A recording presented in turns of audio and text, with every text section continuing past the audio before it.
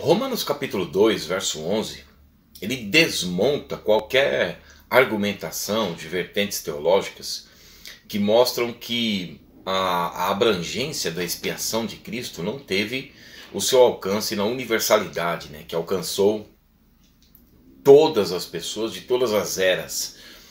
O versículo 11 ele diz assim: porque para com Deus não há acepção de pessoas. E quando nós falamos de acepção, os que defendem que a morte de Cristo, que Cristo veio para morrer para aqueles que já estavam salvos, para aqueles que já haviam sido eleitos desde a eternidade passada, portanto a encarnação, né, de João 1:1 e 1:14, em que Deus condena o pecado, o próprio pecado é a condenação de Adão no corpo físico de Cristo, e que Paulo chama isso, né, a encarnação da plenitude dos tempos, né, Gálatas 4:4, Efésios 1:10, isso passa a ser secundário, porque Cristo veio para morrer para quem já estava salvo, veio morrer para quem já havia sido eleito, né, desde a eternidade passada. Não é assim o impacto que nos passam, né, os textos sagrados, em que mostra que a partir da morte de Cristo é que houve a concretização da promessa, e aí sim passamos a ter vida eterna. Somente em Cristo, porque a salvação está em Cristo, né? 2 Timóteo 2:10. Portanto, não há salvação fora de Cristo. Quando se fala de Cristo, se fala do termo Cristo e Messias, que quer dizer a mesma coisa, ungido de Deus, né? Então, somente através da expiação e da vinda de Cristo é que há a salvação para aqueles que são eleitos mediante a fé, né? Porque pela graça sois salvos por este sacrifício em que Deus se reconcilia consigo mesmo, né, com a sua própria condenação lá no Éden. Portanto, o ser humano deveria morrer. Isso explica a encarnação. Cristo veio e foi a oferta em resgate por esse pecado. Isaías 53:10. Por isso, quando João Batista avista o Senhor, ali em João 1:29, ele diz: eis o Cordeiro de Deus que tira o pecado do mundo. Neste sentido, em que Deus se reconcilia consigo mesmo, com a sua própria condenação, em que o ser humano deveria morrer, Hebreus 9:22, sem derramamento de sangue não há remissão de pecados, e Levítico 17:11, a vida de toda a carne está no sangue. Então a encarnação é o ponto máximo da história, e nós não podemos tratá-la de forma secundária. Quando aqui em Romanos 2:11 mostra que porque para com Deus não há acepção de pessoas, não é só acepção no tocante à raça, no tocante a locais, no tocante a condições financeiras, mas é no tocante a exceção também. Não há nem acepção e nem exceção. Os textos, por exemplo, de Atos capítulo 10, versos 34 e 35, o apóstolo Pedro diz que não há exceção, acepção dos lugares. Deus chama pessoas de todas as nações. E aí alguns dizem que são os eleitos de todas as nações e entram naquilo que eu acabei de mencionar, em que Cristo veio para morrer apenas por aqueles que já estavam salvos. E o impacto dos textos bíblicos não tratam dessa forma. E aqui em Romanos 2:11 nós não vemos pessoas das nações, mas pessoas frente à proposta de salvação. Por exemplo, o Senhor Deus não faz acepção de pessoas quanto ao chamado para a salvação. Quando em 1 Timóteo capítulo 2, versos 4 e 5, mostra que Cristo morreu por todos os homens. Em Atos capítulo 17, verso 30 e 31, a palavra diz que ele chama a todos, em todos os lugares, que se arrependam. 2 Pedro capítulo 3, versos 8 a 10, a palavra diz que o Senhor não quer que alguns pereçam, senão que todos cheguem ao arrependimento. Quando nós olhamos aqui em Romanos 2:11, porque para com Deus não há acepção de pessoas, o texto vem tratando do chamado à conversão. Nós vemos isso aqui, por exemplo, nos versículos 18 a 28 de Romanos capítulo 1, as pessoas sendo chamadas por Deus e elas rejeitando o conhecimento de Deus. Aí a palavra diz que após o chamado, né, que é o karov, que é a aproximação, que é a pregação do Evangelho, tanto que nos versículos 16 e 17 de Romanos capítulo 1, o apóstolo Paulo explica que o Evangelho é o poder de Deus para a salvação, e no versículo 17 ele explica como foi a mecânica da graça, né, do sacrifício de Cristo, em que a justiça de Deus ela foi imputada em Cristo, a condenação, os pecados, né? Cristo foi o cordeiro massacrado na cruz, o seu sangue vertido. A justiça de Deus, então, que o salário do pecado é a morte, foi sobre Cristo. E aí sim, ela se revela no Evangelho, que é a pregação, que é o chamado, porque Deus então não haveria de imputar aos homens as suas transgressões decorrentes do Éden, né, de Adão, ainda que nós não houvéssemos pecado como Adão, mas não haveríamos de pecar, porque todos pecaram, Romanos 3:23, e destituídos foram da glória de Deus. Romanos 5:18, por causa da transgressão de Adão, que é chamada de a ofensa, veio juízo de condenação sobre todos. E Romanos 11:32, por conta disso, não há ninguém, não há um justo sequer, todos pecaram. Deus então encerrou a todos debaixo da desobediência, para com todos usar de misericórdia, no chamado à conversão, Romanos 1:17, porque no Evangelho se revela a justiça de Deus. A justiça de Deus, ela se revela no Evangelho. Perdão. Houve uma transformação, e aí sim vem o chamado, né? O chamado agora é para a conversão. O sacrifício já está feito, que foi Cristo na cruz.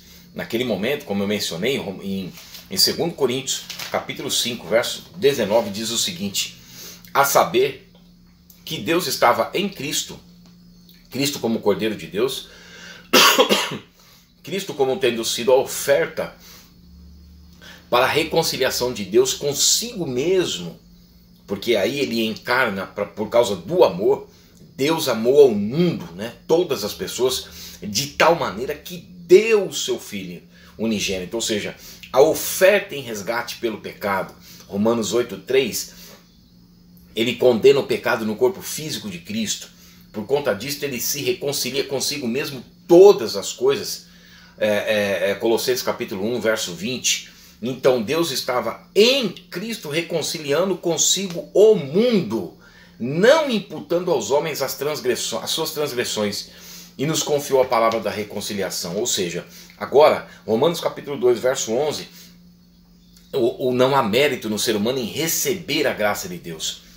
Ele vai ser chamado por meio do karov, porque o corban é um sacrifício, Cristo na cruz, graça sobre todos, porque veja, por uma ofensa, pela transgressão de Adão, veio juízo de condenação sobre todos, mas por um ato de justiça, Cristo na cruz, que a primeira função foi se reconciliar Deus consigo mesmo, porquanto ele próprio encarnou para ser esse sacrifício. Agora, por meio da graça, justificação que dá a vida, porque aí nós vamos ser justificados mediante a fé, e Deus estipula esse meio para que nós pudéssemos então receber a graça de Deus. Para receber é o karov, que agora é a aproximação, a pregação, a mensagem do Evangelho. E aí entra aqui essa não acepção. Deus não faz exceção quanto ao chamado. Tanto que no versículo 5 nós vemos que a dureza do coração impenitente dos ouvintes, de muitos ouvintes, faz com que eles se tornem vasos de ira. Eles amontoam para si mesmos vasos de ira porque eles não receberam a mensagem. Já no versículo 7, nós vemos que alguns receberam a mensagem e, portanto, eles vão perseverando, né, nas obras que Deus preparou para que andássemos nelas. Ou seja, após a conversão, Deus prepara já desde antemão, desde a eternidade passada, Deus prepara obras para que nós andássemos nelas, que são a eleição, que é a vida em santificação, e a vocação, que é a carreira cristã. Efésios capítulo 1, verso 4, que é a santificação, e nós temos um objetivo final da santificação, que é ver o Senhor. Hebreus 12:14 mostra que sem santificação ninguém verá o Senhor. As pessoas que recebem a palavra de Deus e creem em Cristo, então eles são eleitos para uma vida em santificação, Efésios 2:10, e devem prosseguir até 2 Timóteo 2:10, e devem prosseguir até o final, 2 Timóteo 2:12, né? O que Paulo fala, que sem santificação ninguém verá o Senhor, que a vontade do Senhor para as nossas vidas é a santificação, a separação nas Escrituras, né? João 17:17, Pai, santifica-os na verdade, a tua palavra é a verdade. Efésios 2:10, andar nas obras que Deus preparou. Essa é a vocação, e aí é um convite a um lugar celestial.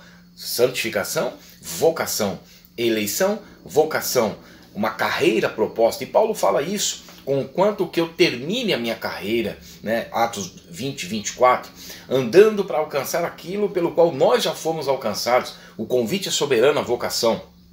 Alcançados por Cristo na cruz, postos para andar em uma vida em santificação, que é a eleição, na caminhada que Deus preparou, que é a vocação. Por isso nós fomos feitos participantes da vocação celestial. Hebreus capítulo 3, verso 1, e portanto devemos permanecer até o final. Filipenses capítulo 3, verso 12 a 14, mostra isso. Esquecendo das coisas que para trás ficam, eu avanço para aquelas que diante de mim estão, para o prêmio da soberana vocação de Deus que está em Cristo Jesus. E há galardão também prometido para aqueles que permanecem na caminhada. Nos versículos 18 a 28 de Romanos capítulo 1, nós vemos que por haverem desprezado o conhecimento de Deus, então Deus os entrega à condenação. Aí sim, não há acepção no chamado. Deus chama a todos, todas as pessoas, sem exceção, sem acepção de qualquer lugar, de raças, tribos, nações, de condições financeiras, não importa, sem acepção e sem exceção, porque todos. Sem acepção é porque ele não distingue de pessoas para pessoa, e nem a exceção porque ele chama a todas as pessoas. Ele chama a todas as pessoas justamente para aquilo que Romanos capítulo 1, verso 18 a 28 mostra, para que nós venhamos a andar nas obras que ele preparou. Ou seja, Colossenses capítulo 1, versos 9 a 10, mostra que nós devemos nos amoldar à vontade de Deus e não às nossas próprias vontades. Então, a não acepção é ao chamado, mas a partir do momento que nós fomos chamados e nós respondemos a esse chamado, então nós vamos perseverar debaixo da vontade de Deus, buscar glória, honra e incorrupção. É o que o texto diz também lá na frente, Romanos capítulo 12, versos 1 a 3 a 2, que nós devemos nos conformar, tomar a forma da vontade de Deus a partir do momento que recebemos a graça, de graça, pela fé, e aí nós vamos nos purificando dos erros, né? 1 Pedro 1:22, mediante a pregação das Escrituras, sendo limpos mediante a pregação das Escrituras, João 15:3, e nos purificando frente à promessa de salvação. É isso que fala.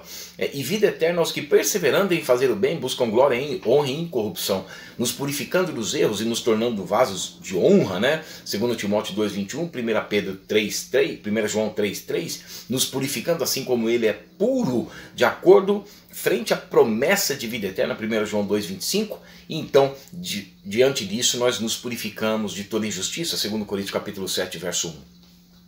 Não há acepção no chamado, mas a ordenança após recebermos a palavra de Deus e sermos transportados do império das trevas para o reino de Deus, das trevas para a sua maravilhosa luz e da morte para a vida. João 5:24, Colossenses capítulo 1, verso 13, 1 Pedro capítulo 2, verso 9. Portanto, Romanos 2:11 desmonta qualquer possibilidade de expiação limitada. Isso é uma mentira, a expiação é ilimitada, mas chama a todos à conversão. Deus abençoe.